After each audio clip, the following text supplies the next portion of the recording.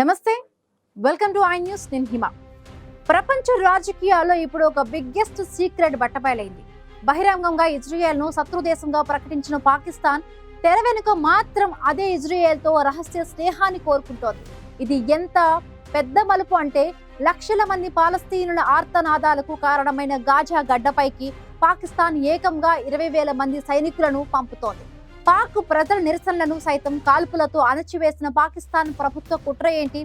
ఈ దళాలు గాజాలో ఏం చేయబోతున్నాయి? ఈ కుట్ర వెనుక దాగి ఉన్న అమెరికన్ డీల్ ఏంటి?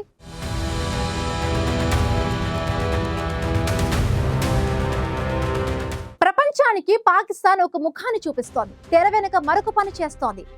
ఇజ్రాయెల్ శత్రువుగా భావించే తెహ్రికే లబాయిక్ పాకిస్తాన్ ఆందోళనకారులను గాజా శాంతి ఒప్పందాన్ని వ్యతిరేకించేందుకు పాక్ ఆర్మీ పోలీసులు కఠినంగా అణచివేశారు. సొంత ప్రజలపైనే కాల్పులు జరిపి పలువురిని పొట్టన పెట్టుకున్నారు.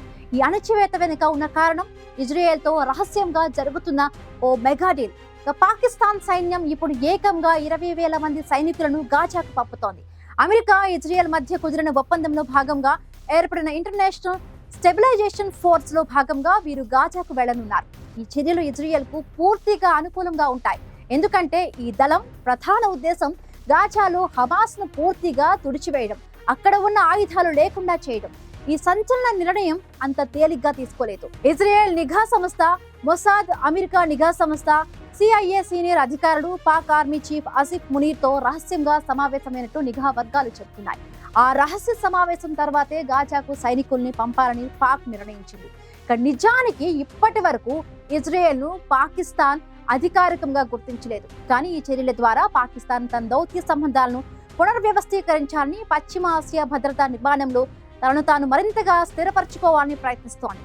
ఇజ్రాయెల్ భద్రతా కార్యకలాపాల్లో పాకిస్తాన్ భాగం కావడమే ఇదే తొలిసారి. గాజాకు వెడుతున్న ఈ పాక్ దళాలు అంతర్జాతీయ స్థిరీకరణ దళంలో భాగంగా ఉంటాయి. ఈ దళం హమాస్ నిరాయుధీకరణకు పోరాడుతుంది. గాజాలో భద్రతను అందించడానికి అంతిమంగా పాలస్తీనా ఎన్క్లేవ్ ను పాలస్తీనా అథారిటీకి అప్పగించే వరకు ఈ దళం సహకరిస్తుంది. పాక్ దళాలతో పాటు ఇండోనేషియా, అజర్బైజాన్ దళాలు కూడా ఈ ISF లో భాగం కానున్నాయి. మరి ఈ భారీ రిస్క్ తీసుకుంటున్న పాకిస్తాన్ ప్రతిఫలం ఏంటి?